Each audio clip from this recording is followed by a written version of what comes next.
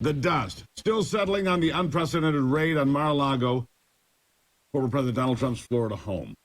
After an unbelievable raid by the FBI on Monday morning that lasted more than 10 hours, of agents rifling through documents and busting open his safe, but the real focus of the search remains a bit of a mystery. Or does it? The raid predicated, we're told, based solely on the Presidential Records Act, which is a law put in place back in 1978, compelling presidents and their administrations to maintain complete and accurate records of their time in office, so it can be preserved for generations to come. The point being that presidents and the things they do while in office are part of America's collective history, and therefore belongs to you and me, the people, and not just the commander-in-chief. Okay, that's all fine and well. But the problem with that assertion is that nobody has ever been vigorously pursued under the law, ever. Even those that knowingly and purposely smuggled records out of the White House. And certainly no former president has ever been targeted this way for the Records Act to justify the National Archives and Records Administration. I guess the librarians in Washington are just really mad. And how do we know that this is the basis for this reckless abuse or power? Well, we know that because that's what Trump's attorney, Christina Bobb, who arrived on the scene at 10 o'clock Monday morning, told me yesterday.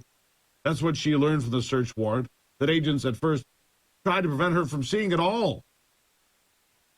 By the way, I'll have a complete conversation with Christina Bobb coming up a little bit later this hour. You don't want to miss that. You don't want to miss it at all. She'll be joining me here just shortly.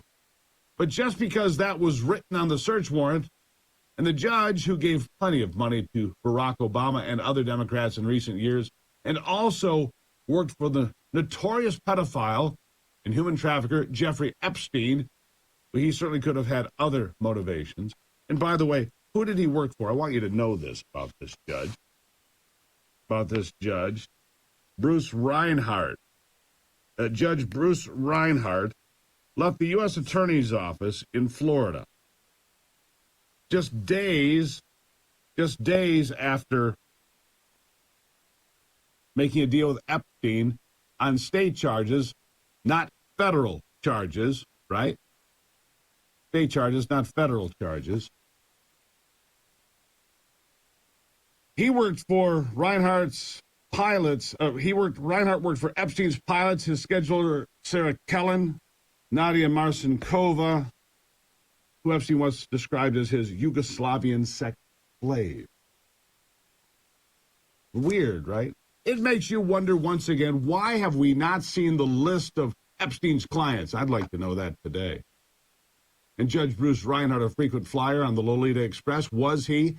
In fact, it gets a lot darker if you're willing to look. Reinhardt left the local U.S. Attorney's Office to represent those employees. Those employees that worked at the private sex party Island. That's right.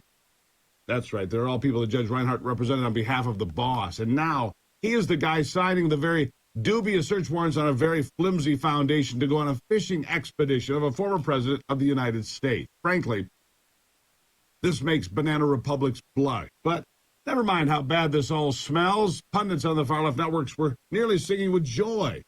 And the Business Insider proclaimed in its headlines that feds, quote, likely obtained pulverizing amounts of evidence before ordering the raid. Well, newsflash, lefties, that doesn't appear to be the case at all. Even disgraced former New York Governor Andrew Cuomo tweeted that the feds better put up something strong and some strong evidence and fast. Otherwise, they will have no credibility left at all, as if they do anyway. But here's what's really crazy. And it was outlined by Ann Wiseman, a Trump-hating lawyer representing so-called watchdog groups that have previously sued Trump for violating the Presidential Records Act. And I quote, the real problem is there's absolutely no enforcement mechanism in the Presidential Records Act. Hear me again. No enforcement mechanism in the Presidential Records Act. So they're raiding his home for what purpose? And there's no administrative enforcement provision either. So to be clear, the FBI presented a warrant to Trump's lawyer, Christina Bobb, that made clear they were searching for documents, apparently, that would be in violation of the Presidential Records Act, which has never been vigorously pursued against anyone, and for which there is no penalty or enforcement provision anyway. Did he think they were up to something else, maybe? This looks more and more like political performance art.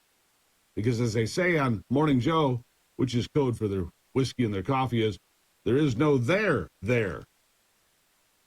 There's nothing here. And even if there was something there, you can't prosecute it because there's no penalty for the alleged crime that we can't even establish. Even if the librarians at the National Archives have their panties in a bunch, nobody cares. So that means this is all about the Democrats desperately trying to change the narrative from a floundering economy that's in the throes of a recession and massive inflation at the same time, while the anniversary of the failed Afghanistan pullout is upon us and Joe Biden can't even put on a suit coat without his wife grabbing a hold of it and dressing him in public. This is a sad time for America.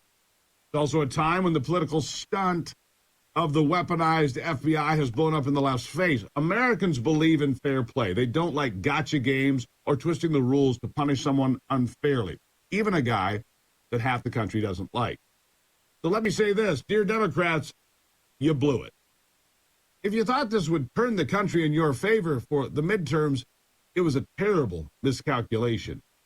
If you thought Roe v. Wade was your ticket to election salvation, your prayers were just crushed by the rogue Department of Justice run by Merrick Garland and the jackbooted thugs directed by Christopher Wray. And just like Kevin McCarthy told Garland, preserve your record. Clear your calendar because you will be under oath very soon after the turn of the new year. The ill-advised raid on Mar-a-Lago and the attack on the former president is going over in America like a lead balloon, and you haven't seen the worst of it yet, not even close. Sorry, Democrats, but you just raided the likely Republican presidential candidate's home for the election in 2024, and you may have helped him win in a landslide in the process. And that's not just me saying that.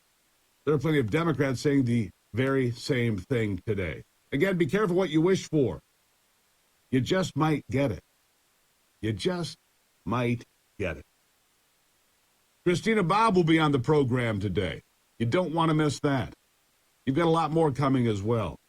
So buckle up, my friends. We've got a lot of territory to cover. In fact, we're going to have some comments from Christopher Wray as well. Plus some other stories today. It's all here. Don't forget to go to stevegruber.com and check in. Read Liberty Page. Don't forget, it'll make you grow up big and strong. I'll be right back.